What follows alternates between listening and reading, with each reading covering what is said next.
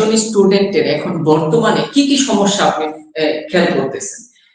আমি বিশেষ করে একটা জিনিস অনেক বেশি যেটা খেয়াল করতেছি সেটা হচ্ছে যে বাচ্চাদের এখন মোবাইল ফোনের প্রতি তাদের যে একটা আহ, আগ্রহ, হ্যাঁ, মানে এমনও হয় স্টুডেন্টরা দেখা যায় যে রাত 12টা 1টা পর্যন্ত মোবাইল ফোন নিয়ে পড়ে থাকে, শুধু কার্টুন, গেমস এইসব ব্যাপার নিয়ে পড়ে থাকে। সে যে আসলে এই মোবাইল ফোন দিয়ে ইয়া করতেছে, পড়াশোনা করতেছে বা কিছু শিখতেছে, এরকমটা আসলে হয় না, খুবই কম।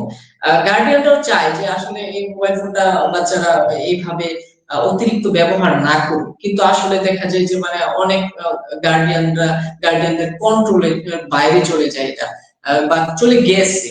হ্যাঁ, এখন এটা একটা অনেক বড় একটা সমস্যা। এই বিষয় নিয়ে কি আপনার চিন্তা ভাবনা বা আপনার মতামত যদি একটু বলতেন। আসলে এই বিষয়টার জন্য আমি গার্ডিয়ানকে দায়ী মনে করব, যে একটা ছেলে মোবাইলে হয়ে যাওয়াটা এটা খুবই একটা ব্যাড ইফেক্ট তার লাইফের জন্য। এই জন্য আমরা যেটা বলে থাকি যে আমাদের প্রত্যেকটা বাচ্চাকে আমরা এডমিশনের আগেও এই বিষয়টা আমরা গার্ডিয়ানকে আমরা সতর্ক করার জন্য আলাদা ফর্মেট তৈরি করা হয়েছে, যে একজন বাচ্চা ডেইলি কয় ঘন্টা মোবাইল চালাবে। যদি একটা ছেলে 1 ঘন্টা ডেইলি মোবাইল চালায় তাহলে মাসে কিন্তু 30 ঘন্টা, বছরে কত ঘন্টা দাঁড়ায় এবার খেয়াল করুন, অনেক হিউজ পরিমাণ সময়। মানে আসলে 1 ঘন্টা ডেইলি মনে হয় মাত্র 1 ঘন্টা, এটা কি হবে, কিন্তু বছরে আপনি খেয়াল করে দেখুন প্রত্যেকটা জিনিস ছোট থেকে একবারে বাৎসরিক হিসেবে যখন আপনি যাবেন তখন অনেক বড় একটা সংখ্যা। এবার যদি এমন হয় যে পুরো জীবনে জিন্দিগিতে কত ঘন্টা হয়, হিউজ পরিমাণ টাইম সে কিন্তু মোবাইলে এডিক্টেড। এই জায়গা থেকে আমরা বলবো যে বাচ্চাদেরকে মোবাইল না দিয়ে আপনি এমন করুন যে কার্টুন দেখা,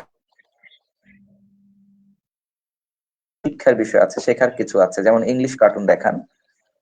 কিডস যে কার্টুন গুলো আছে ইংলিশে, আমরা জানি যে যে কোনো ভাষা শেখার জন্য প্রাথমিক যে স্টেপটা আছে সেটা হচ্ছে লার্ন, কি বলে, লিসেনিং। লিসেনিং এর মাধ্যমে প্রত্যেকটা বাচ্চা কিন্তু প্রাথমিক যে ভাষাটা সেটা কিন্তু ক্যাপচার করতে পারে। ছোটবেলায় আমাদের যখন কথা বলতে পারতাম না তখন আমরা লিসেনিং স্কিলসটা আমরা খুব ডেভেলপ করেছিলাম। মা যখন বলতো যে এটা হচ্ছে মাম, তখন আমরা বুঝতে পেরেছি যে ও আচ্ছা এটা হচ্ছে খাওয়ার একটা বিষয়। যখন লিসেনিং স্কিলসটা খুব ডেভেলপ হয়ে গেল তখন মা বাবা চিন্তা করলো যে লিসেনিং স্কিলসটা খুব বেটার, তো ওকে একটু কথা বলানো শেখাই, স্পিকিং করাই।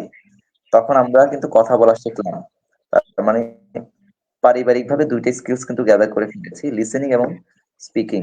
শুধুমাত্র প্রতিষ্ঠানে ভর্তি হচ্ছে রাইটিং এবং হচ্ছে রিডিং এর জন্য, দুইটা বিষয়ের জন্য শুধু প্রতিষ্ঠানে ভর্তি হই, রিডিং এবং হচ্ছে কি রাইটিং এর জন্য। তো খেয়াল করে দেখুন আপনার যদি এমন হয় এমন কার্টুন আপনি দেখাতে চান যে না লিসেনিং স্কিলসটা খুব ডেভেলপ হবে, ইংলিশ হোক, আরবি হোক, বাংলা হোক, বাংলা অনেকগুলো অ্যাপস আছে যে অ্যাপস গুলোর মাধ্যমে একটা বাচ্চা শুদ্ধ উচ্চারণে কিভাবে কথা বলতে হয় তাদের ভাষাটা শেখালে লিসেনিং এর মাধ্যমে তার ক্যাপচার করতে সুবিধা হয়। ইংলিশের ক্ষেত্রে, আরবির ক্ষেত্রে এগুলো আলাদা আলাদা স্টেপ আছে। মানে প্রত্যেকের স্টেপ অনুযায়ী আমরা এটা সাজেস্ট করে থাকি যে আপনার জন্য হচ্ছে এই ক্যাটাগরির ভিডিওগুলো আপনি দেখবেন। একটা মানুষ যখন আহ, একবারে মানে জিরো লেভেলে থাকলে তার জন্য যে ভিডিওটা, আর যিনি একবারে হাই লেভেলে আছেন তার জন্য যে ভিডিও এক ভিডিও হবে না কখনো। অবশ্যই দুজনের মধ্যে পার্থক্য আছে। এই জন্য ব্যক্তি বিশেষ তার অবস্থান অনুযায়ী আমরা ভিডিও রেফার করে থাকি। আর কম্পিউটার মোবাইল না চালিয়ে আমরা বলি যে কম্পিউটার শেখান, তাকে টাইপিং গেম শেখান। সে টাইপ করবে গেম আকারে, যেটা হচ্ছে টাইপিং গেম, যেটা আমরা বাচ্চাদেরকে শিখিয়ে থাকি যে তার টাইপিং স্পিডটা বাড়লো, সময় নষ্ট হলো না। এই বিষয়গুলো আমরা খেয়াল করে থাকি।